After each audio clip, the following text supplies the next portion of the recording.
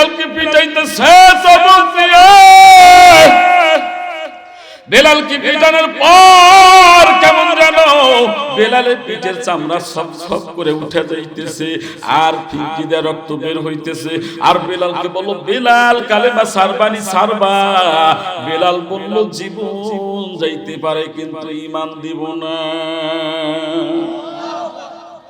বেলাল বলল, ঈমান দিব না। আল্লাহু আকবার জোরে বলেন, আর একটু জোরে বলা যাবে কি আল্লাহু আকবার?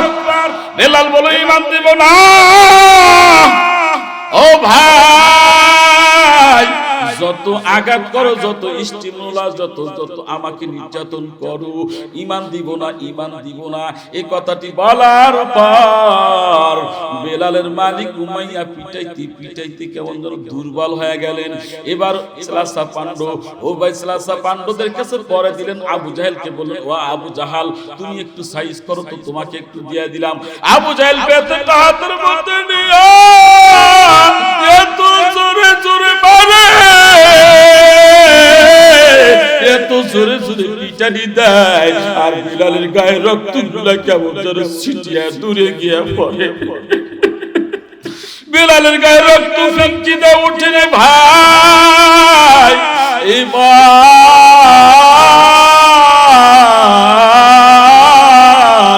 বেলালকে পিটাইতেছেন তো পিটাইতেছেন, বেলালের হালাত বড় খারাপ।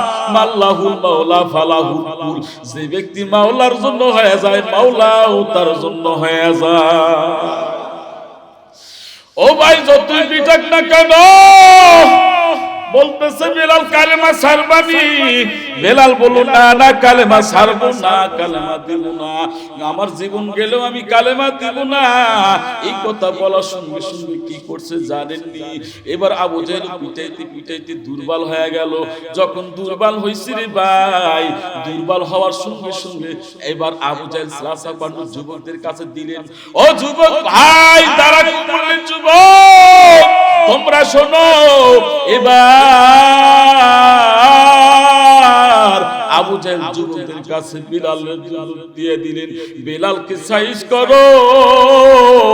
এবার যুবকরা বেলালকে পিটাইতেছে, বেলালের গলার মধ্যে জুতার মালা, বেলালকে মুখে ঘুরাইতেছে আর মারতেছে, বেলালকে মারতেছে।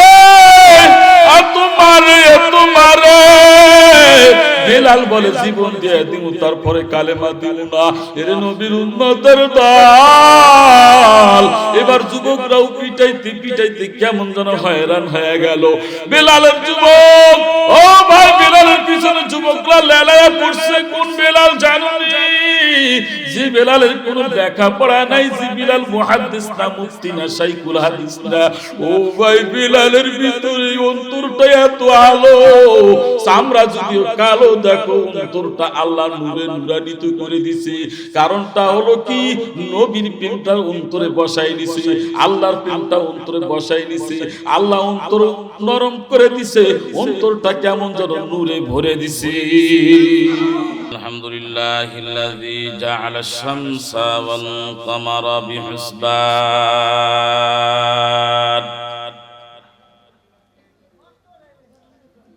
One Nazma wash শাজারা ইয়াসজুদান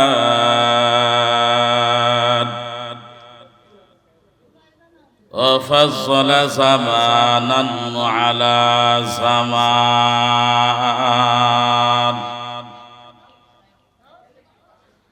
كما فضل مكانا على مكان وإنسانا على إنسان ونشهد أن لا إله إلا الله وحده لا شريك له لا شريك له ولا ضد له ولا ند له ونشهد أن سيدنا وسندنا وحبيبنا وحبيب ربنا وطبيبنا وطبيب قلوبنا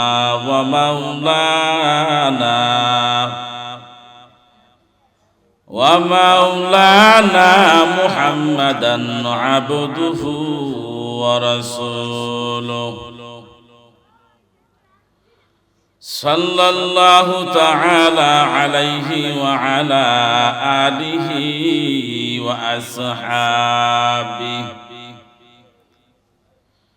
وأصحابه وبارك وسلم تسليما كثيرا كثيرا. أما بعد فأعوذ بالله من الشيطان الرجيم.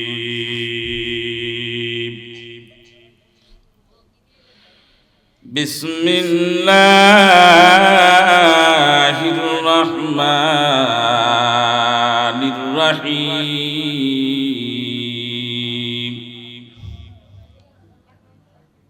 والعصر إن الإنسان لفي خسر إلا الذين آمنوا وعملوا الصالحات وتواصوا بالحق وتواصوا بالصبر. وقال النبي صلى الله عليه وسلم: كل أمتي يدخلون الجنة إلا من أبى.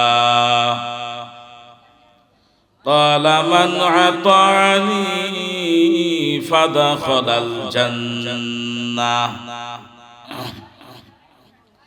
ومن عصاني فقد أبى. صدق الله مولانا العظيم وصدق رسوله النبي الأمي الكريم. ونحن على ذلك لمن الشاهدين والشاكرين والذاكرين. والحمد لله رب العالمين. اللهم صل على روح محمد في الأرواح وعلى جسد محمد في الأجساد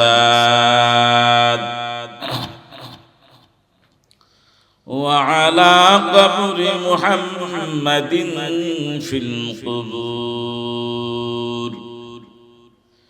سبحانك لا علم لنا إلا ما علمتنا إنك أنت العليم الحكيم.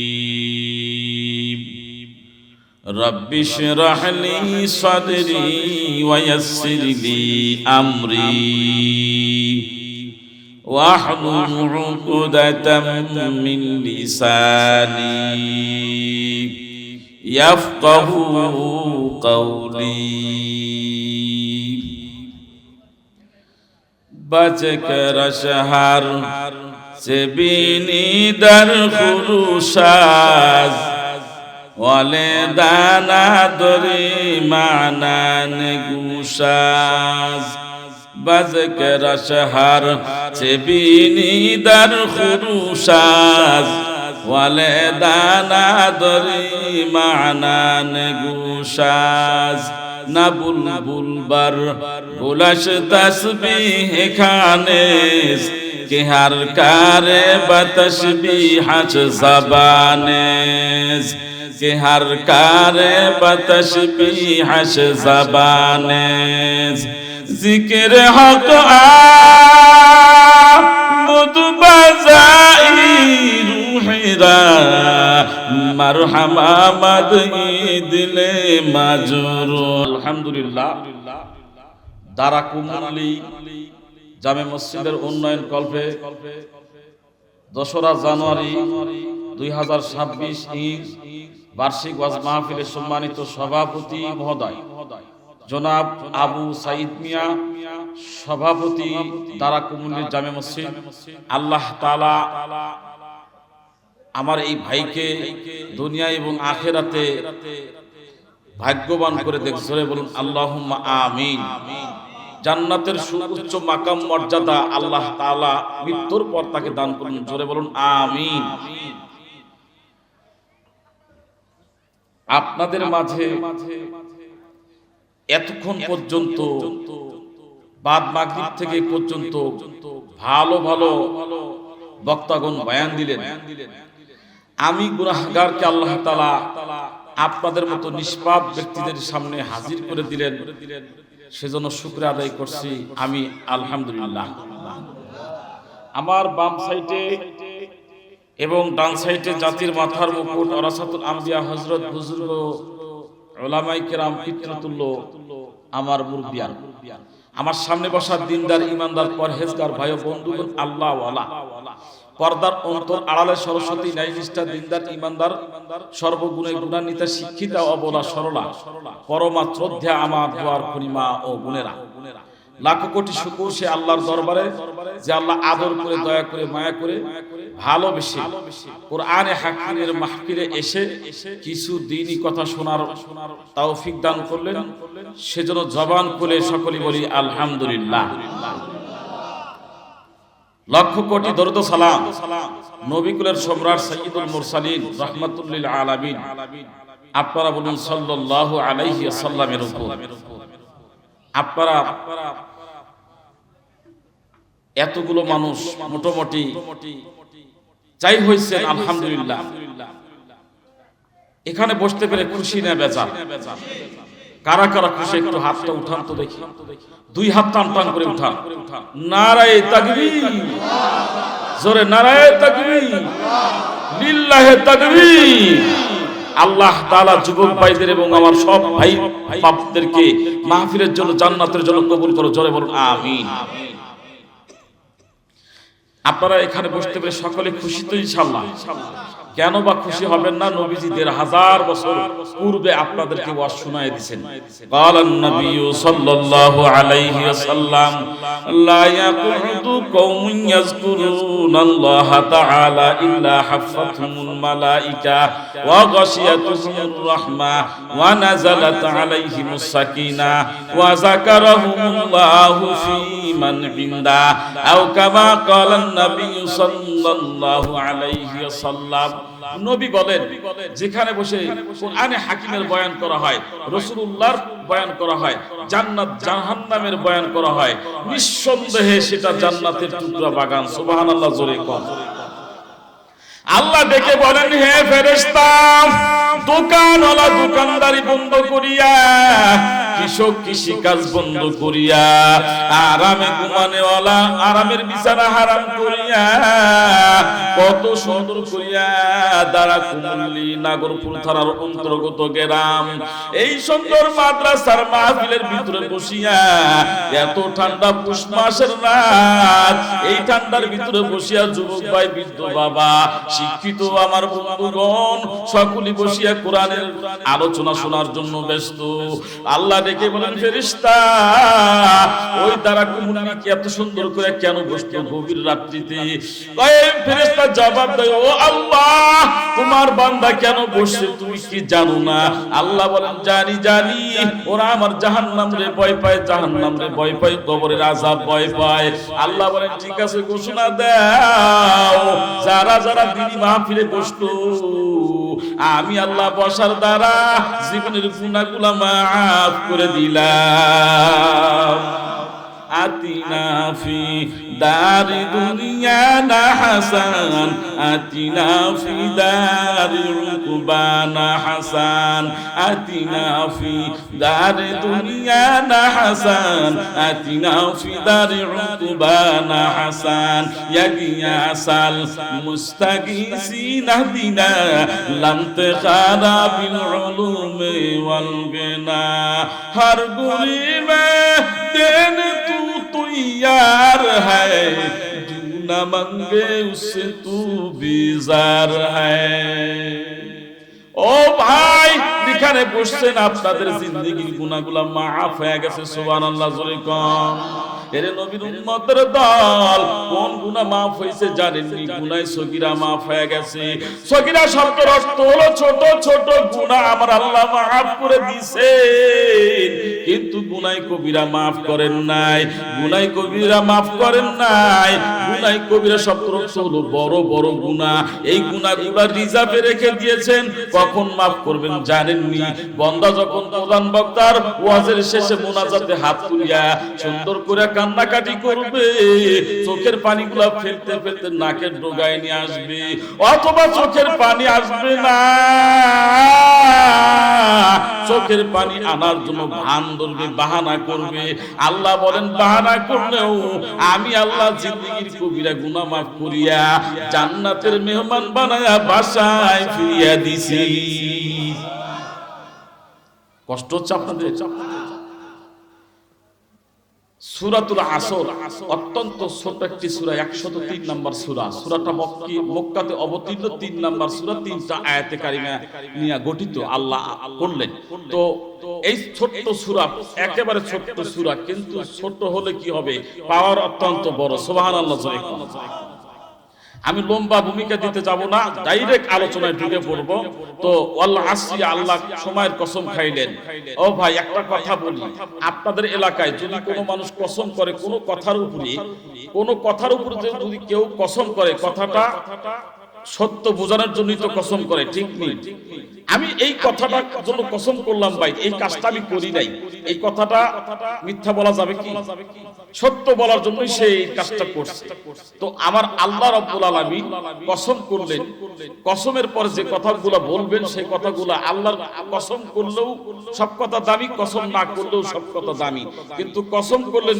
এই জন্য বেঈমান মুনাফিকের দলেরাও বিশ্বাস করতে যেন কোনো কার্পণ্যতা না করে সেজন্য আমরা আল্লাহ কসম করলেন ওয়াল আসরি সময়ের কসম কালের কসম যুগের কসম আমার আল্লাহ সময়ের কসম করলেন ভাই কোরআন শরীফের অনেক জায়গায় আমার আল্লাহ কসম করছে কোরআন শরীফের ভিতরে আমার আল্লাহ কসম খাইছেন ওয়াত্তিনি ওয়াজাইতুন ওয়া তুরি সিনিনা ওয়া হাযাল বালাদিল আমিন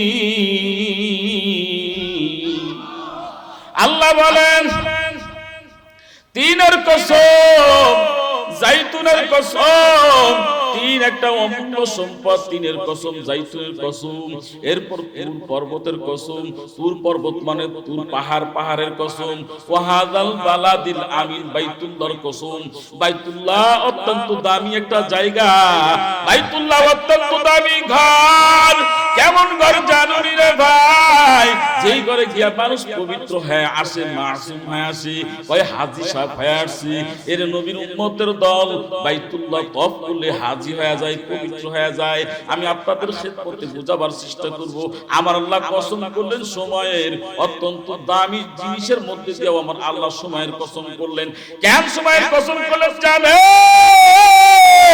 সময়ের কসম এই জন্য করলেন যদি কোনো ব্যক্তি দুনিয়ার ময়দানে সময়টারে কাজে লাগায় দেয় ব্যবসার লাইনে যদি কাজে লাগায় চাকরিজীবী ডিউটির ক্ষেত্রেও যদি কাজে লাগায় চাকরি করতেছে কোনো ফার্মে করে অথবা কোনো কোম্পানিতে করে ভাই সরকারি চাকরি যদি কেউ সুন্দর করে ডিউটি পালন করে সরকার তার পদোন্নতি করে কোম্পানির মালিক পদোন্নতি করে কারণটা হলো কি রে ভাই ওই লোকটা সুন্দর ডিউটি সার্ভিস দেয় সময়টা মূল্যায়ন কারণে আমার আল্লাহ রাব্বুল আলামিন তাকে সুন্দর আসনে বসায় দেয়। দুনিয়ার কোন ব্যবসায়ী ব্যক্তি যদি সময়টা কাজে লাগায়, ওই ব্যক্তি ধনী হয়ে যায়, ব্যবসা বড় হয়ে যায়, ক্যাশটা বড় হয়ে যায়। কারণটার কি? সময় মতো দোকান খোলে, সময় মতো ব্যবসা করে, আমার আল্লাহ সুন্দর করে ক্যাশটা বাড়িয়ে দেন। এর নবীর উম্মতের দল, সময় মতো যদি কেউ আখিরাতের লাইনে দুনিয়ার মধ্যে সময়টা কাজে লাগায় দেয়, সময় মতো কোরআন তেলাওয়াত করছো, সময় মতো জিকির করছো, সময় মতো নামাজ পড়ছো, সময় মতো তুমি আল্লাহর গুণগান গাইছো, আল্লাহ বলেন তোমার জন্য আখিরাতের বাজারে আমি আল্লাহ হিরো করে দিব। এই যে রজব মাস, রজব মাসের ভিতরে আমার পয়গম্বর কি দোয়া পড়লেন জানেন? জানি পয়গম্বর বেশি বেশি দোয়া পড়ছেন, আল্লাহুম্মা বারিক লানা ফি রজব ওয়া শাবান ওয়া বাল্লিগনা রমাদান। আজকে রজব মাসের 12 তারিখ, পয়গম্বর আমার বেশি বেশি দোয়া করেন, আল্লাহুম্মা বারিক লানা ফি রজব ওয়া শাবান ওয়া বাল্লিগনা রমাদান। তার মানে হলো, অর্থ হলো, আল্লাহ আমাকে রজব এবং শাবান মাসে বরকত দান করেন এবং হায়াতের জিন্দেগিটা আপনি রমজান পর্যন্ত কবুল করেন।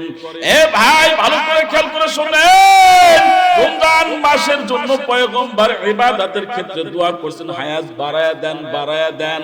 এর নবীর উম্মতের দল, ভালো করে খেয়াল করে শুনেন, রজব মাস এবং শাবান মাসে বরকতের জন্য দোয়া করলেন এবং রমজান পর্যন্ত আল্লাহ হায়াত বাড়ায়া দেন। এই মুমিন একটু ভালো করে আর একটু পরিষ্কার করে শুনেন ভাই, রজব মাসে বেশি বেশি দোয়া করতে বলছেন। দ্বিতীয় নাম্বার কি জানেননি? দ্বিতীয় নাম্বার হলো রমজান মাসের জন্য প্রস্তুতি নিতে বলছেন। রমজানের জন্য কি প্রস্তুতি নিবেন? রমজান মাসের জন্য রাসূল বেশি প্রস্তুতি নিয়েছেন।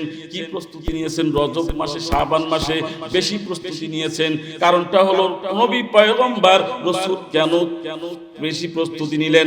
যেন আমি রমজান মাসে বেশি বেশি সুন্দর করে ভালো পড়তে পারি, সুন্দর করে কোরআন শরীফ ভালো তেলাওয়াত করতে পারি, বেশি বেশি করে জিকির করতে পারি, বেশি বেশি করে তাহাজ্জুদের নামাজ পড়তে পারি। এই জন্য পয়গম্বর আমার বেশি প্রস্তুতি নিয়েছেন। 3 নাম্বার হলো, রজব মাসে যে সমস্ত কাজ করা হারাম, 4টা মাসে কাজ করা হারাম। কত্রে কেতাল বন্ধ, কত্রে কেতাল হারাম ছিল। 4টা মাসকে আমার আল্লাহ সম্মানিত করলেন। 1 নম্বরে জিলহজ মাস, 1 নম্বরে জিলকদা মাস, 2 নম্বরে জিলহজ মাস, 3 নম্বরে মুহররম মাস, 4th নম্বরে এই রজব মাস। রজব মাসে কাফেররাও যদি, বেঈমানরাও যদি যুদ্ধ করে, বেঈমানরাও যদি মারামারি করে, বলতো ভাই তোর সাথে মারামারি এখন করা যাবে না। কারণটা হলো কি রে ভাই? এখন রজব মাস চলে, কাফেররা, বেঈমানরা পর্যন্ত তরবারি জমা দিয়ে দিত, অস্ত্র জমা দিয়ে দিত, তোর সাথে এখন কিছুই করা যাবে না। কারণটা হলো এটা রজব মাস। এর নবীর উম্মতের দল রজব মাসকে গুনাহ ছেড়ে দিবেন, গুনাহ ছেড়ে দিবেন। গুনাহটা সর্বসময়ের জন্য করা হারাম, কিন্তু রজব মাসে আমার আল্লাহ বেশি একটু গুরুত্ব দিয়ে বললেন। 4 নাম্বার কি ভাই রে ভাই? 4 নাম্বার, রমজান মাসে রোজা রাখলে অনেক মানুষ ক্লান্ত হয়ে যায়, কেমন যেন 1 2 3 4 5 6 7 রোজা পর্যন্ত মনে হয় পানি টাঙ্কি সব কিছু পান করবে ইফতারের সময়। কিন্তু পয়গম্বর বলেন, তুমি যদি ইফতারের এই রজব মাসে এবং শাবান মাসে বেশি বেশি নফল রোজা রাখো, বেশি বেশি নফল রোজা রাখো। নবী আবার বৃহস্পতিবার এবং সোমবার রোজা রাখতেন। নবী আমার বৃহস্পতিবার এবং সোমবার রোজা রাখতেন এবং প্রত্যেক চাঁদের আইয়ামে 20 13 14 15 তারিখ রোজা রাখতেন। ও ভাই, ভালো করে খেয়াল করে শুনেন। 5ম নাম্বার হলো, রমজান মাসে নবী বেশি বেশি তেলাওয়াত করতেন, বেশি বেশি ইবাদত করতেন, বেশি বেশি তাহাজ্জুদের নামাজ পড়তেন। বান্দা হইয়া আমরা আল্লাহরে ডাকি, কিন্তু আল্লাহ বলেন, ও বান্দা আমি তোমাকে নিজেও কখনো কখনো ডাকি। সেই সময় কখন? গভীর রজনী যখন হয়, তাহাজ্জুদের সময়, বান্দা যখন তাহাজ্জুদের নামাজ পড়তে শুরু করে পরে মুনাজাত করে আল্লাহ বললেন কি জানেননি? আল্লাহ বললেন তুমি তাহাজ্জুদের নামাজ পড়ে আমার কাছে চাও, আমি আল্লাহ তোমার দোয়া কবুল করি, তোমার রিজিকের দরওয়াজা খুলে দেই, তোমার কাছে হয়ে যায়। আমি আল্লাহ তোমার জন্য দোয়া করি, তোমার গুনাহ আছে কিনা গুনাহ ক্ষমা চাও, আমি আল্লাহ তোমার গুনাহটাও পর্যন্ত maaf করে দেই। ফাগফিরাল্লাহ, আমি আল্লাহ তোমার গুনাহ পর্যন্ত maaf করে দেই। ও ভাই, রমজান মাসের পূর্বে দুটি মাস, রজব মাস, শাবান মাস, এই মাসগুলোতে বেশি বেশি রোজার প্র্যাকটিস করা, বেশি বেশি রোজার কালচার করা, প্র্যাকটিস করা, নফল রোজা বেশি বেশি করে আল্লাহর কাছে দোয়া করা, আল্লাহ তুমি আমাকে রজব মাস এবং শাবান মাসে বরকত দান করো, সময়টা কাজে লাগানো। সুবহানাল্লাহ, জোরে কও। ওয়াল আসরি, সময়ের কসম, কালের কসম, যুগের কসম, আল্লাহ কসম খায় বললেন ইন্নাল ইনসানা লাফি খুস, নিশ্চয় সমস্ত মানুষ ক্ষতিগ্রস্তের মধ্যে নিমজ্জিত। তার মানে সমস্ত মানুষ ক্ষতিগ্রস্তের মধ্যে। ইন্না হুরুফে মুসাব্বা বিল ফেল, লামটা লামে তাকিদ, খুসরুন নাকেরা, এরপর আলিফ লামে ইস্তিগরাকি, সমস্ত মানুষ নিশ্চয় ক্ষতিগ্রস্তের মধ্যে নিমজ্জিত। এদিক দিয়ে মায়ার নবী বলেন কালান নবী সাল্লাল্লাহু আলাইহি ওয়াসাল্লাম কুল্লু উম্মতি ইয়াদখুলুনাল জান্নাতা ইল্লা মান আবা ক্বালা মান আতাআনি ফাদাখালাল জান্নাহ ওয়া মান আসানি ফাকাদ আবা। মায়ার নবী বলেন আমার সব উম্মতি সকলেই জান্নাতের মেহমান। সুবহানাল্লাহ, জোরে কও। আর একটু আস্তে কোন সুবহানাল্লাহ। এ ভাই, নবী বলেন সব উম্মতি জান্নাতি। এদিকটা আল্লাহ বলেন সমস্ত বান্দা বান্দি ক্ষতিগ্রস্তের মধ্যে নিমজ্জিত। এর নবীর উম্মতের দল ক্বালা মান আতাআনি ফাদাখালাল জান্নাহ ওয়া মান আসানি ফাকাদ আবা। মায়ার নবী বলেন যারা আমি নবীর তরিকা মানবে, যারা আমি নবীর তরিকা মানবে, এই যে নবীর তরিকা মাথায় পাগড়ি বাঁধলাম, এই যে নবীর তরিকা রাসূলের সুন্নাতটা দাড়ি রাখলাম, ও ভাই ভালো করে খেয়াল করে শুনেন, এই যে ঢিলা ঢালা জামাটা পরলাম এটাও সুন্নাত। নবীর সুন্নাত আমল করবেন ভাই, নবীর সুন্নাত আমল করবেন, নবীর সাথে জান্নাতে যাবে। ও ভাই, সুন্নাত আমল করবেন না, আমলের যদি ডিসপেন্সারিও করেন, আমল করতে করতে যদি একেবারে শহীদ হয়ে যান, সুন্নতবিহীন আমলের মধ্যে কোনো মজা নাই। সুন্নতওয়ালা আমলের ভিতরে মজাওয়ালা আমল যদি বানাইতে চাও, সুন্নত আগে মানো, সুন্নত আগে মানো। এর নবীর উম্মতের দল একটাই এক্সাম্পল দেই। এই যে সামনে টি টেবিলটা, আমি ভোলার জমিনে মাহফিল করতে গেলাম, ভোলাতে মাহফিল করতে গিয়েছিলাম আজ থেকে 4 বছর পূর্বে। প্রতি বছর ভোলাতে 4-5 বার 7 বার আল্লাহ আমাকে নিয়ে যান। এই ভাই, ভোলাতে ডিসি সাহেবের বাসায় আমাকে খাবার খাওয়াইতে বসলো। আজ থেকে 4 বছর আগে ডিসি সাহেবের বাসায় যখন খাবার খাইতে গেলাম, 27 রকমের মাছ। কয় রকম? জোরে কোন, কয় রকম? 27 রকমের মাছ, গোশত যত পদ আছে, গরু গোশত, ইলিশ মাছ, গরু গোশত, এরপর খাসির গোশত, এরপর মুরগি, এরপর কবুতর, ও ভাই দেশি পোল্ট্রি যা আছে সব কিছু আছে। কিন্তু আমার সামনে একটা জিনিস নাই, কি জানেননি? দস্তরখানা নাই। আমি ডিসি সাহেবকে বললাম, ও ভাই, ও স্যার মহোদয়, একটা জিনিস আপনি আমাকে দিতে পারবেন কি? তখন তিনি বললেন, কি হুজুর? বললাম দস্তরখান। তখন তিনি চোখ বড় বড় রসগোল্লার মতো বানায়া রাঙ্গায়া রাঙ্গায়া আমার দিকে তাকায় রইলেন। বললেন, হুজুর, এত জিনিস আইটেম আপনারা দিছি, এত আইটেম আপনার জন্য প্রস্তুত করেছি, তারপরও আপনি খানা চেয়ে খাইতেছেন, ব্যাপারটা বুঝলাম না। আমি বললাম, ও স্যার মহোদয়, আমি আপনার কাছে খানা চাই নাই, আপনার বাসায় কি অল্প লোত আছে? নিকয় আছে। অল্প লোত আনলো, আনার পর প্লেটের নিচে বিছায়া দিলাম, বললাম এটা দস্তরখান। তখন তিনি বলল, হুজুর, আমি দস্তরখান মনে করেছি আলাদা একটা খাবারের আয়োজন। উনি দস্তরখান মনে করেছেন খাবারের একটা আলাদা আয়োজন। হাসতেছেন আপনারা? একজন ডিসি সাহেব এদেশের সবচেয়ে বড় শিক্ষিত, কিন্তু তার তার দস্তরখানা সম্পর্কে আইডিয়া নাই, মদিনার রাসূলের আদর্শ তার ঘরে তার বাসায় নাই। এই ডিসি সাহেব হওয়ার চাইতে একজন নাপিতের কাছে যদি তার ঘরে যদি সুন্নতের আমল থাকে, আমি মনে করি ডিসি সাহেবের চাইতে একজন নাপিত আল্লাহর দরবারে অনেক বেশি ভারী। জোরে বলো ঠিক না ঠিক? আরেকটু জোরে বলো।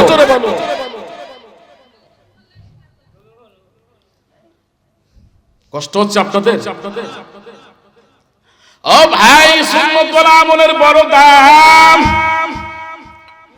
কেমন দাম? সুন্নত মানবেন দামি হয়ে যাবেন, সুন্নত মানবেন না তো দামি হবেন না। কারণটা কি জানেন? মদিনার রাসূলের আদর্শ এত দাম, আদর্শ মানলে আল্লাহ কবুল করে নাই। আল্লাহ বলেন, মদিনার আদর্শ মানছো, আমি আল্লাহও খুশি হয়ে গেলাম। ইন্নাল ইনসানা লাফি খুস। মদিনার আদর্শ যদি কেউ না মানে ফাকাদ আবা, তার ঠিকানা জাহান্নাম। আর মদিনার আদর্শ মানলে জান্নাতে যাবে। এই ভাই সামনে দিয়ে যাচ্ছি, খেয়াল করেন একটু। ইল্লাল্লাযীনা আমানু ওয়া আমিলুস সালিহাতি ওয়া তাওয়াসাউ বিল হাক্কি ওয়া তাওয়াসাউ বিস সাবর। আল্লাহ বলেন, তবে যারা ঈমান আনয়ন করে এবং নেক আমল করে এবং সৎ কাজের আদেশ করে এবং অসৎ কাজ থেকে মানুষকে ফিরাইয়া দেয়, এই চারটা কর্মসূচি, চারটা দিন দাওয়াত যার ভিতরে আছে। এক নাম্বার হলো ঈমান, দুই নাম্বার হলো ঈমানের সাথে নেক আমল, তিন নাম্বার হলো সৎ কাজের আদেশ, চার নাম্বার হলো অসৎ কাজ থেকে মানুষকে ফিরানো। ফিরাইতে গেলে হবে বিপদ, আর বিপদে ধরতে হবে ধৈর্য। ধৈর্যের সাথে কে আছে জোরে বলেন? ধৈর্যের সাথে আমার আল্লাহ আছে। আল্লাহ বলেন, ইন্নাল্লাহা মা'আস সাবিরিন।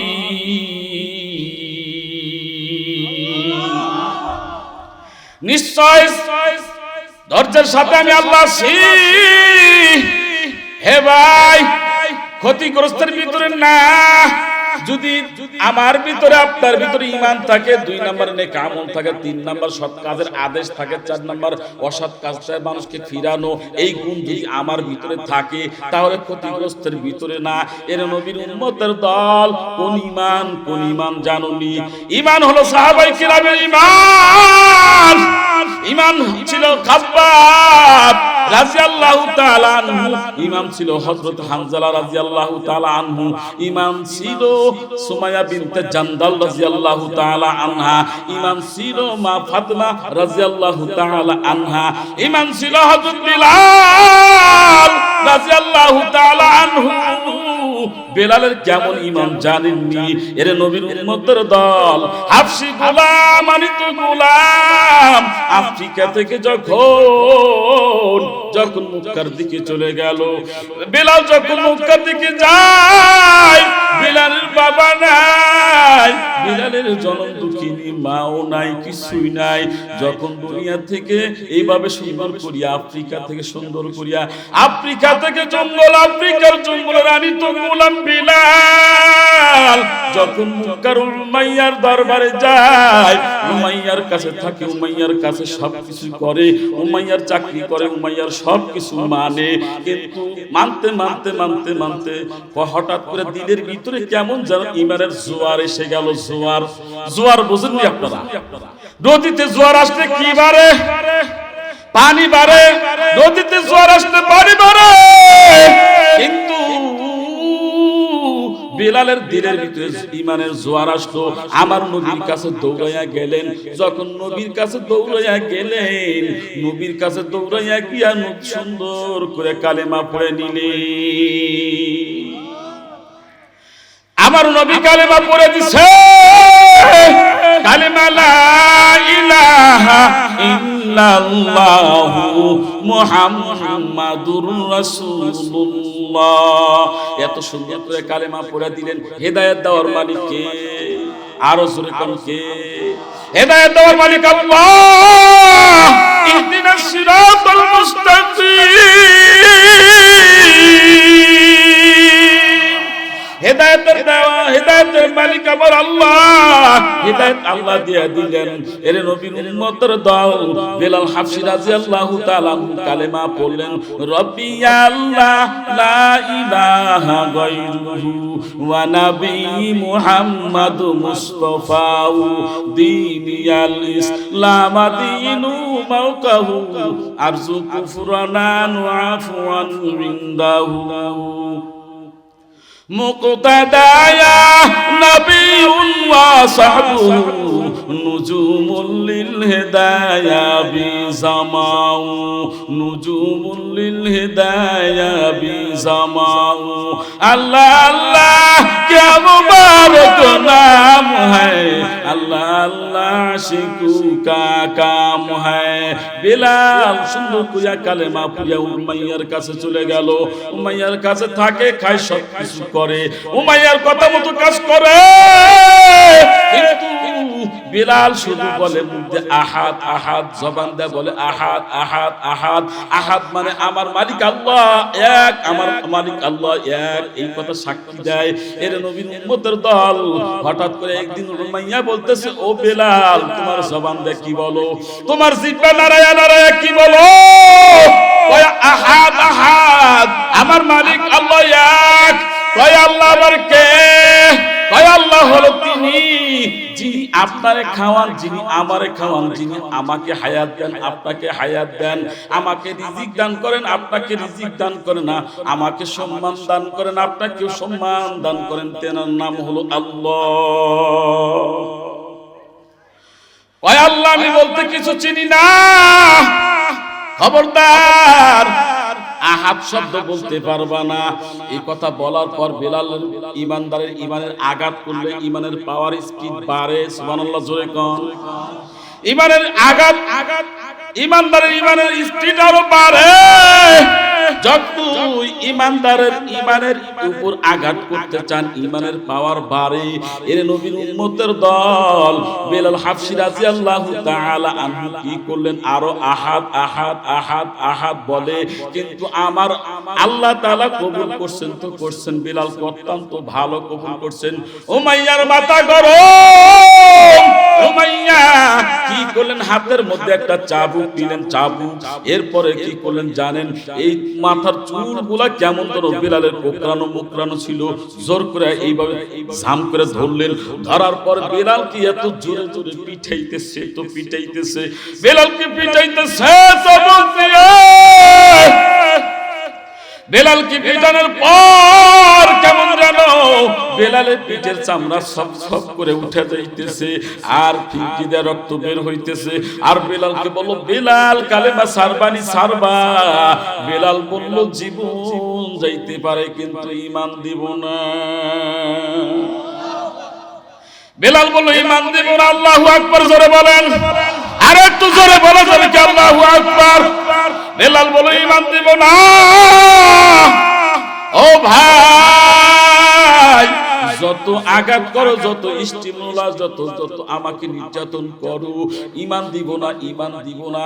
এই কথাটি বলার পর বেলালের মালিক উমাইয়া পিটাইতে পিটাইতে কেমন যেন দুর্বল হয়ে গেলেন। এবার সালাসা পান্ড, ও ভাই সালাসা পান্ডদের কাছে পরে দিলেন। আবু জাহেলকে বললেন, ও আবু জাহাল তুমি একটু সাইজ করো তো, তোমাকে একটু দিয়ে দিলাম। আবু জাহেল বেতেটা হাতের মধ্যে নিয়ে এত জোরে জোরে মারে, এত জোরে জোরে পিটানি দেয়, আর বেলালের গায়ে রক্তগুলা কেমন যেন ছিটিয়ে দূরে গিয়ে পড়ে। বেলালের গায়ে রক্ত ফিনকি দিয়ে উঠে রে ভাই। এবার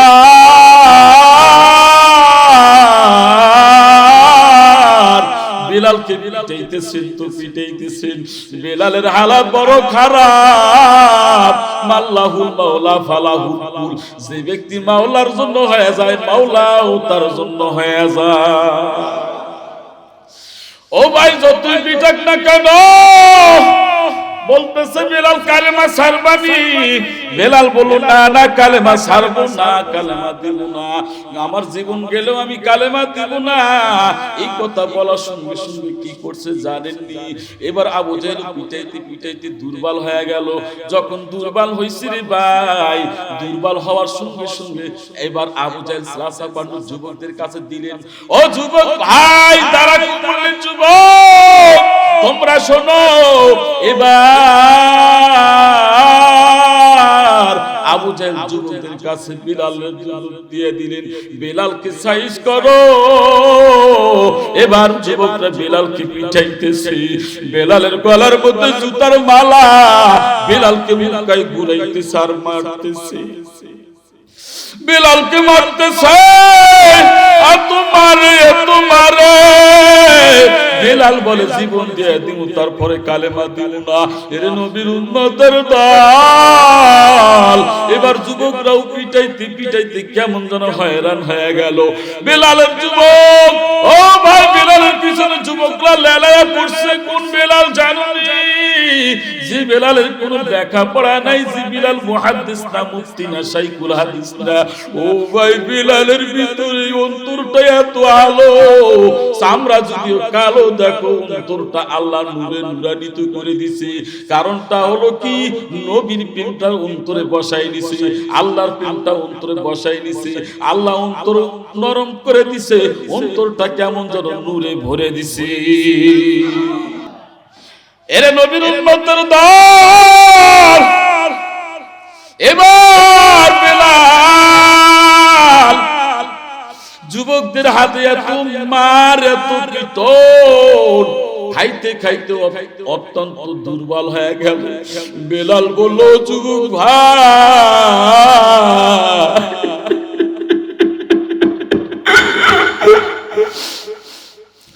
তোমরা আমার আর বইল না, তোমাদেরকে মায়া নাই, আমার বাবা নাই, আমার মাও নাই, কোনো কিছুই নাই। আমি বেলাল গরিব মানুষ। এই যে গায়ের মধ্যে পোশাক, বেলাল বলতেছি, এই পোশাক ছাড়া কোনো কিছুর মালিক আমি নাই। আমারে তোমরা কেন মারো? যুবকরা বলতেছি, ইমানটা ছাড়ো, তোমার ভালো বাড়ি, ভালো গাড়ি, ভালো নারী, সুন্দরী নারী তোমারে দিয়ে দিব। এবার বেলাল বলতেছে, দুনিয়ার সুখ চাই না, আখিরাতের সুখ আমি চক্ষু বন্ধ করে পাইতে চাই। তাই তো আমার মায়ার নবী মেরাজে গেলেন, মেরাজ সফর করলেন। এ ভাই, মেরাজ সফরে করতে গিয়ে জান্নাত জাহান্নাম সফর করলেন। জান্নাত যখন সফর করতেছেন, নবী আমার বেলালের পায়ের জুতার আওয়াজ পাইলেন, শব্দ শুনতে পাইলেন। যখন বেলালের পায়ের জুতার শব্দ পাইলেন, এবার মেরাজ থেকে ঘুরিয়া জান্নাত জাহান্নাম সফর করিয়া বেলাল হাবশী রাদিয়াল্লাহু তাআলা আনহুর কাছে আসিয়া বললেন, ও বেলাল, তুমি এমন কি আমল করো, তোমার পায়ের হাঁটার আওয়াজ আমি জান্নাতেও শুনতে পাইলাম। তখন বেলাল বলল, পয়গম্বর, আমি হাঁটতেছি শুধু একটা আমলের কারণে, আমার যখন ওযু ছুটে যায় সঙ্গে সঙ্গে ওযু করে নেই, ওযু করে নেই আর 2 রাকাত নামাজ পড়ি।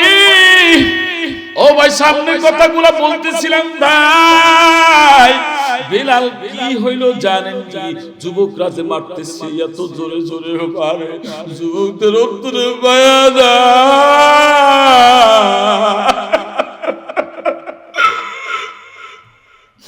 যুবকদের অন্তরে দয়া। যুবকরা এত মারতেছে, মারতে মারতে বেলালের 2টা হাত বেঁধে নিল, 2টা পা বেঁধে নিছে। এবার কিতাবের মধ্যে লেখে উট অথবা একটা ঘোড়া, একটা উট অথবা একটা ঘোড়ার ব্যবস্থা করলেন। উটের পায়ে অথবা ঘোড়ার পায়ের সাথে ম্যাচিং করিয়া বেঁধে ঘোড়ার পিঠের মধ্যে সোয়ারি উঠিয়া চাবুক দেয়, ঘোড়ার পিঠের মধ্যে আঘাত করে, ঘোড়া দৌড়াইতেছে, বেলালও পিঠের মধ্যে। বেলাল কেমন যেন পায়ের সাথে বাধা, বেলাল জোরে জোরে চিল্লাইতেছে আর বলতেছে, মালিক, তোমার কালেমা পড়ার কারণে, তোমার বন্ধুর কালেমা পড়ার কারণে আজকে ঈমান আনার কারণে এই দশা। ও মাওলা ঈমান আনছি, ঈমান নিয়ে যেন আমি কবরে যাইতে পারি। ও ভাই গোরা দৌড়ায়, বেলালের ঘাড়ের গোশতগুলা মাজায় উঠে, মাজার গোশতগুলা ঘাড়ের ভিতরে জড়ো সড়ো হয়ে যায়। বেলালের পিঠের গোশত কেমন যেন না, কেমন যেন একেবারে মেরুদণ্ডের কঙ্কাল হয়ে গেছে। এবার যুবকরা কি করলেন জানেন? ওই যে উমাইয়া বেলালের মালিক, বেলাল তার কাছে চাকরি করতেন। উমাইয়া যখন মরুর বালির মধ্যে নিয়ে গেলেন, আরবের গ্রীষ্মের বালির মধ্যে নিয়ে গেলেন, গ্রীষ্মের বালির মধ্যে নিয়ে বেলালকে শুয়ে রাখলেন। বেলালকে শুয়ে রাখার পর মরমর পাথর দিয়ে চাপ দিছে। বেলালের হালাতটা বড় খারাপ হয়ে গেছে। এর নবীর উম্মতের দল, বেলালের হালাত এত খারাপ, এত খারাপ। শুধু কি খারাপ জানুনি রে ভাই, বেলালের হালাত খারাপ হইলে কি হবে? বেলাল কিন্তু ঈমান ছাড়ে না, ঈমান দেয় না। এর নাম হলো বেলাল। কষ্ট হচ্ছে আপনাদের নাকি? এ ভাই ভালো করে খেয়াল করে শোনেন। এবার উমাইয়া পাথর দিয়ে চাপা দেয়। চাপা দেওয়ার পর ওই যুবকদেরকে বলল, দুই হাত টান টান করে রাখো। দুই হাত টান টান করে রাখছে। দুই হাতের ভিতরে লোহার কড়া, লোহার প্যারাক ঢুকায় দিছে। ডান হাতের মধ্যে লোহার প্যারাক ঢুকায় দিল, বাম হাতের মধ্যে লোহার প্যারাক ঢুকায় দিল। এরপর দুইটা পার ভিতরে লোহার প্যারাক ঢুকায় দিছে। দুইটা পা দুই দিকে টান টান করে রাখছে। দুইটা পা কেমন যেন লোহার প্যারাক ঢুকায় দিছে। বেলাল জিব্বা এতটুকু পরিমাণ বের করে দিছে। এই জিব্বা বের করছে রে ভাই, জিব্বার মধ্যে উমাইয়ার কি মেজাজ খারাপ দেখেন তো। বাবলার কাটা দিয়ে জিব্বাটা কেমন যেন ঢুকায় দিছে জিব্বার ভিতরে। অবস্থা খারাপ, কিন্তু ভিতরে গলার ভিতরে একটা জিব্বা আছে। জিব্বার নামটা কি বলেন তো দেখি? আলা জিব্বা। আলহামদুলিল্লাহ বলেন। আলা জিব্বাটা বেলাল বলতেছে, আহাদ আহাদ, আমার মালিক কেউ না, আমার মালিক আল্লাহ। সুবহানাল্লাহ জোরে কর। বেলাল এত কষ্ট পায়, কিন্তু আহাদ আহাদ বলতেছেন, আহাদ আহাদ বলতেছেন। আমার মালিক কেউ না, আমার মালিক আল্লাহ। এর নবীর উম্মতের দল, এ ভাই বেলাল আধা কিলোমিটার দূর, আধা কিলোমিটার দূর দিয়া হযরত বেলাল, হযরত আবু বকর সিদ্দিক যাইতেছেন। আবু বকর সিদ্দিক যাইতেছেন, আর কানে শব্দ শুনতে পাইলেন, কানে শব্দ শুনতে পাইলেন, আহাদ। এই শব্দ কারণ বেলাল এগিয়ে গেলেন। ও ভাই আবু বকর সিদ্দিক এগিয়ে গেলেন। এগিয়ে গিয়ে দেখে আমার ভাই বেলাল তার হাতের মধ্যে লোহার প্যারাক ঢুকায় দিছে। বাম হাতের মধ্যে লোহার প্যারাক ঢুকায় দিছে, ডান পার মধ্যে লোহার প্যারাক ঢুকাইছে। বাম পার মধ্যে লোহার প্যারাক ঢুকাইছে, আবার জিব্বার ভিতরে বাবলার কাটা ঢুকায় দিছে। বেলাল তার বড় বলে, আহাদ আহাদ, আমার মালিক আল্লাহ, আমার কেউ মালিক না। এ ভাই ভালো করে খেয়াল করে শোনেন, আমি আর একটু সামনের দিকে যাচ্ছি। এবার উমাইয়াকে আবু বকর সিদ্দিক বলল, ও ভাই তোমার কাছে একটা কথা বলতে চাই।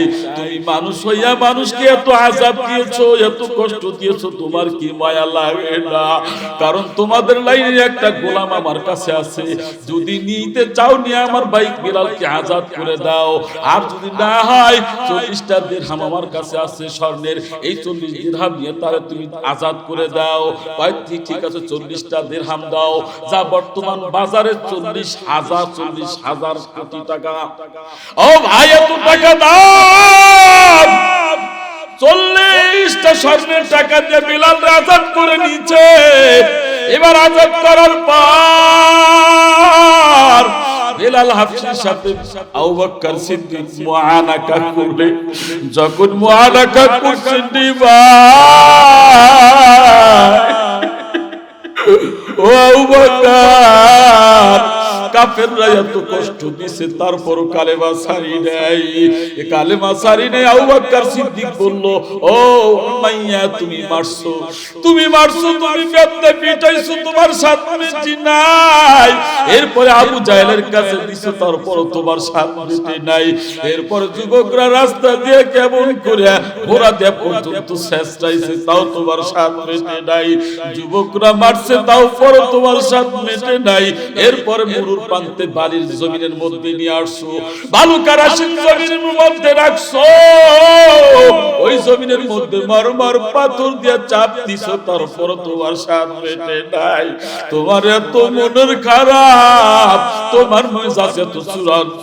ও মাইয়া, আমার ভাইয়ের দুই হাতের মধ্যে তুমি প্যারাক ঢুকাই দিছো, লোহার প্যারাক ঢুকাই দিছো, তারপর তোমার সাতটা মেটে নাই। ও ভাইয়া, ডান পা বাম পার মধ্যে লোহার প্যারাক ঢুকাই দিছো, তারপর তোমার সাত মেটে নাই। জিহ্বার মধ্যে বাবলার কাঁটা ঢুকাইছো, তারপর তোমার রাগটা দূর হয় নাই। উমাইয়া বলল, কালেমা যদি ছেড়ে দিত সবকিছুর ব্যবস্থা হয়ে যাইতো। বেলাল বলল, জীবন যাইতে পারে কিন্তু কালেমা দিব না। এবার বেলাল হাফসি রাদিয়াল্লাহু তাআলা আনহু নবীর সাহাবী আবু বকর সিদ্দিক রাদিয়াল্লাহু তাআলা আনহু কুরাই করলেন। কুরাই করিয়া নবীর দরবারে নিয়ে গেলেন। যখন নবীর দরবারে নিয়ে গেছে, ভাই যাদের চোখের পানি এসে গেছে, আমি বললাম আজকের মাহফিল সাক্ষী আপনাদের গুনাহ মাফ হয়ে গেছে। সুবহানাল্লাহ কোন। এ ভাই ভালো করে খেয়াল করে শুনেন, বেলাল আবু বকর সিদ্দিক যখন কোলাকুলি করলেন, কোলাকুলি করিয়া নবীর দরবারে নিয়ে গিয়া নবীর বলে, ওগো পয়গম্বর, আপনি কি তারে চিনেন? এবার পয়গম্বর বলতেছেন, না চিনি না, কি একটু পরিচয়টা বলো। এবার বললেন, হুজুর খেয়াল করে দেখেন চেনেন কিনা। নবী আমার বললেন, না না চিনি না, একটু পরিচয়টা বলো। ও ভাই, এই যে চাদর আমার পিছনে, এরকম চাদর দিয়ে বেলালের পিঠটা ঢাকা। বেলালের পিঠটা যখন চাদরটা সরাই দিছেন, আবার নবী দেখিয়া কেমন যেন টুকরে টুকরে ফেল ফেল করে কান্নাকাটি করে। আর পয়গম্বর বলে, আবু বকর কে, পরিচয়টা একটু বলো। এই লোকটা হলো বেলাল। আপনি কেমন বলেন? আমি তো গোলাম বেলাল। যে বেলালের কোন শিক্ষিত না, একেবারে আনশিক্ষিত মানুষ। হুজুর বেলাল কালো মানুষ, কিন্তু কালেমা পড়ছে, এত কষ্ট পাইছে, তারপর কালেমা দেয় নাই। পয়গম্বর আবার সুন্দর করে কোলাকুলি করে বললেন, ও বেলাল, বেলাল,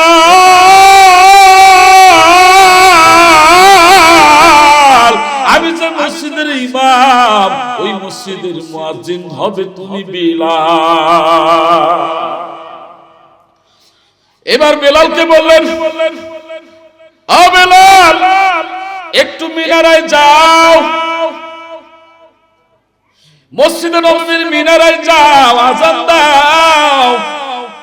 মুয়াজ্জিন হিসাবে তুমি কাজ করো। বেলাল আযান দিতেছেন, মুয়াজ্জিন হিসাবে নিয়োগ হয়ে গেলেন। এর নবীর উম্মতের দল, কিন্তু আযান দিলে কি হবে? বেলালের কণ্ঠ ভালো না, বেলালের কণ্ঠের ভিতরে মজা নাই। কিন্তু যখনই মজা নাই রে ভাই, মজা না থাকলে কি হবে? বেলালের কণ্ঠের ভিতরে যে স্বাদ আছে, অন্য কণ্ঠের এই স্বাদ নাই।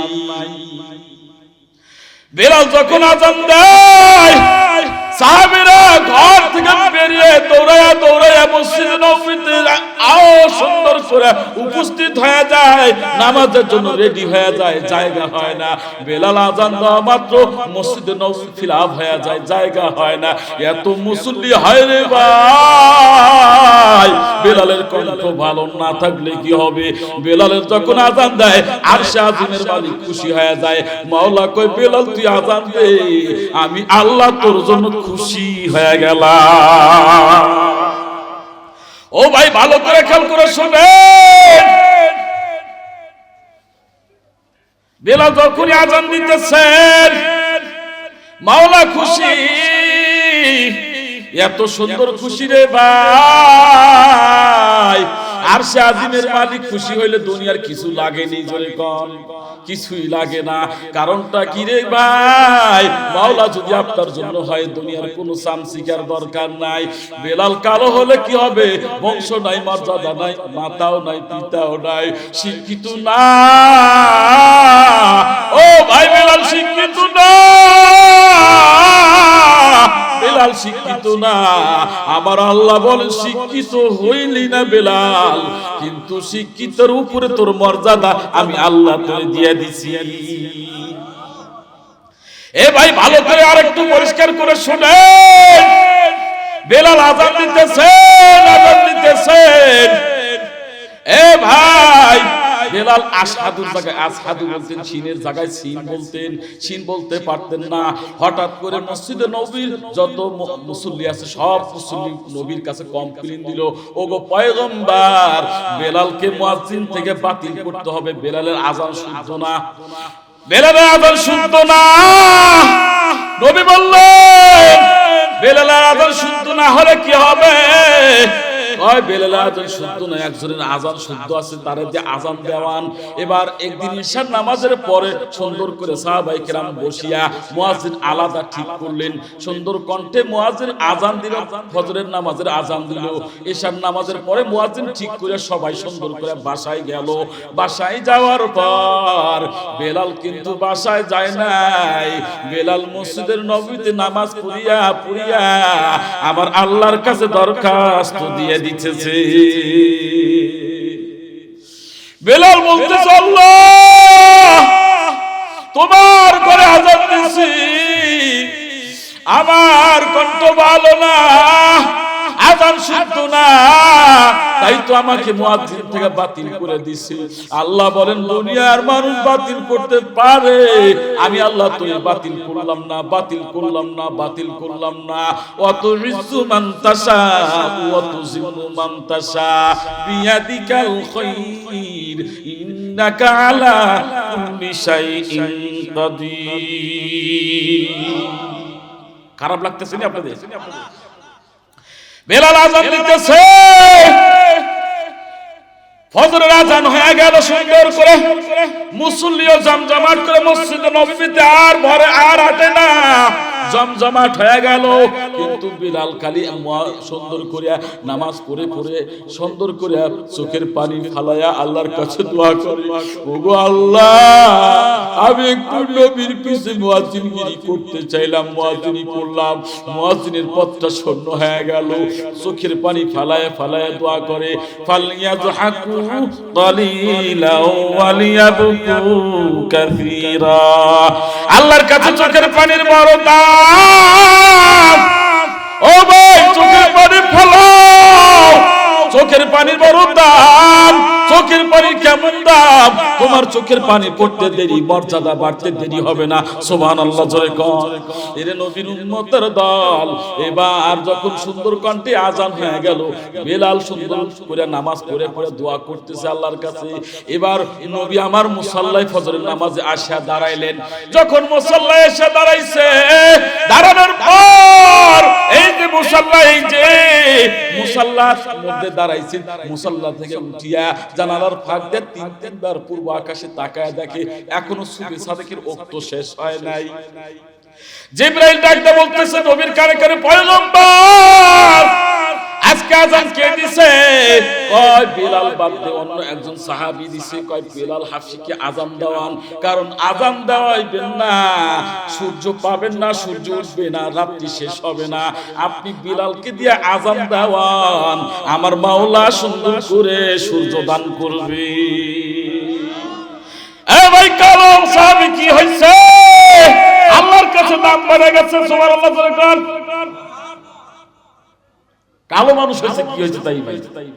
দাম তো আল্লাহর কাছে। আল্লাহ যে এত সুন্দর দাম বাড়াইছে রে ভাই, বিলালের কণ্ঠ সুন্দর না, সুন্দর না হলে কি হবে? আর সে আজিমের কাছে, তার কাছে ভালো লাগলে দুনিয়ার কিছুই লাগে না রে ভাই। বিলাল আযান দিয়েছে ফজরের, এরপরে সুন্দর করে ছোট্ট ছোট্ট সূরা দুইটা দিয়ে নামাজ পড়ায়া দিলেন।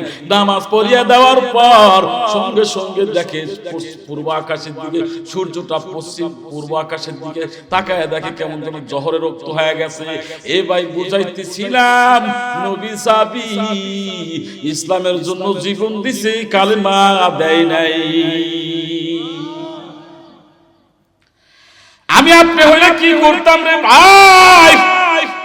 মসজিদে গিয়ে যদি একজোড়া জুতা হারায় যায়, আমার আপনার খবর নাই, নামাজ বাদ দিয়ে দেই। আপনাদের কথা বলছি না, আবার রাগ করেন না যে হুজুর আপনি কি জানেন আপনি সিরাজগঞ্জের কথা এখানে বলতেছেন, আমাদের সিরাজগঞ্জে অ্যাভেলেবেল ভাই, কিন্তু আপনাদের কথা বলতেছি না, আপনারা ভদ্র। এই মুমিন ভাই ভালো করে খেয়াল করে শুনেন, এ ছিল নবীর সাহাবীর জীবনী। নবীর সাহাবী জীবন দিয়ে দিছে, কালেমা দেয় নাই। কালেমার ভিতরে কেমন মজা পাইছি রে ভাই, কালেমা দেয় নাই। আমার নবী কয়, আমার নবী বলেন, আমার নবীর পরিচয় হলো রাহমাতাল লিল আলামিন, ওয়া মা আরসালনাকা ইল্লা রাহমাতাল লিল আলামিন। আমার নবী সুন্দর শেষ নবী, রহমতের নবী, এত সুন্দর ভিআইপি নবী। ও ভাই, সেই নবীও তায়েফের জমিনে গেলেন কালেমার দাওয়াত দেওয়ার জন্য, ইমানের দাওয়াত দেওয়ার জন্য। বনু সাকিব গোত্র ছিল সেখানে, ব্যাটালিয়ান। এই যে আমার সামনে মুরব্বিরা বসা আছে, এরা কত দামি ব্যক্তি আপনারা জানেন। ও ভাই, এরকম দামি ব্যক্তির কাছে, ব্যাটালিয়ান ব্যক্তির কাছে কালেমার কথা বললেন, ইমানের কথা বললেন। বনু সাকিবের বড় মুরব্বি তিনজন, ও বাবা তোমরা একটু ইমান আনো, কালেমা পড়ো, কোরআন পড়ো। ওরা বলল না, কালেমা পড়বো না, কোরআন পড়বো না, এখান থেকে চলে যাও, এখান থেকে তাড়াতাড়ি বিদায় নাও। আমার নবী রাহমাতুল লিল আলামিন সেখান থেকে বিদায় নিয়েছেন। যখন নাকি পাসওয়ার্ড দিয়ে বিদায় নিলেন, রাস্তার ভিতরে যুবকদের সাথে মুলাকাত হয়ে গেল। যুবকদের সাথে মুলাকাত, যখন যুবকদের সাথে সাক্ষাৎ, যুবকদেরকে বললো, ও যুবক ভাই তোমরা একটু কালেমা পড়ো, লা ইলাহা ইল্লাল্লাহু মুহাম্মাদুর রাসূলুল্লাহ। যুবকরা বলল, আপনি কে? কয়, আমার পরিচয় কি জানুন না? আমার পরিচয় হলো ওয়া ইন্নাকা লাআলা খুলুকিন আযীম। আল্লাহ নবীরে উত্তম চরিত্র দিয়ে প্রেরণ করলেন, সৃষ্টি করলেন, জগতের জন্য আল্লাহ নবীরে হাদিয়া দিলেন। ও ভাই, সেই নবী যুবকদের সামনে কালেমার কথা বলেন, যুবকরা মানে না, অ্যাবাউট করে দিলেন। যুবকরা বলল, না না, আপনি কালেমা পড়বো না, আপনি এখান থেকে চলে যান। আমার নবী যখন সেখান থেকে চলে আসতে শুরু করলেন, যুবকরা কেমন মাথা খারাপ হইল জানেননি। আমার নবীরে যুবকরা এত পাগল হইয়া নবীরে পাথর মারতেছে রে ভাই, নবীকে পাথর মারতেছে। কোন পাথর কপালে লাগে, কোন পাথর মাথায় লাগে, কোন পাথর বুকে লাগে, আবার কোন পাথর পিঠে লাগে। ও ভাই, নবী কিসের নবী জানেননি? তা'মুরুনা বিল মারুফ ওয়া তানহাউনা আনিল মুনকার। সৎ কাজের আদেশ করতে গেলেন, ও সৎ কাজে বাধা দিতে গেলেন। এই নবীরে পাথর মারতেছে। নবী আমার পাথর খাইতে খাইতে কেমন যেন অজ্ঞান হয়ে গেল। ও ভাই, অজ্ঞান হয়ে গেছে, তায়েফের জমিনে চিত হয়ে পড়ে গেলেন। যখন নবীজি চিত হয়ে পড়ে গেলেন, আমার মায়ের নবী যখন চিত হয়ে পড়ে গেছে, এরপর আবার জ্ঞানটা ফিরে আসলো। কিতাব বলা লেখে 3 বার জ্ঞান ফিরে আসছে, 3 বার যুবকরা পাথর মারছে। যুবকরা এত পাথর মারে, আমার মায়ের নবী বলল, ও যুবক তোমরা পাথর মারিও না, আমার তো বাবাও নাই, তো জনম দুঃখিনী মাও নাই, আমার এই চোখ দিয়ে আমি কোনোদিন বাবারে বাবা দেখি নাই, আমার এই মুখ দিয়ে আমি 6 বছর বয়সের পর থেকে মাটা খারাইছি, আমার এই মুখ দিয়ে আমি কোনোদিন আব্বা আব্বা ডাকতে পারি নাই। ও যুবক, আমার পাথর মারিও না, ওই যুবক আরো পাথর বেশি বেশি মারে, বেশি বেশি মারে। নবী আমার তায়েফের জমিনে ওয়াক্কার, কেমন যেন রক্ত দিয়া জমিনটা একেবারে বিদিকিচ্ছি হয়ে গেল, জমিনটা লাল হয়ে গেল। আমার নবীর উপরে পাথর মশা পড়া হারাম, আমার নবীর সম্মানে গাছের ডাল পর্যন্ত ছায়া দিত। নবী যদি গাছের নিচে হেঁটে যাইতেন, গাছের ডাল শাখা ছায়া এত সুন্দর হয়ে যাইতো, পাতাগুলো নিচে হয়ে যাইতো, নবীরে ছায়া দিত। নবীর মাথার উপর আকাশের নিচে পাখি উড়ন্ত যায়, উড়িয়া উড়িয়া যায়, এই পাখি নবীর মাথার উপরে সে ছায়া দান করে।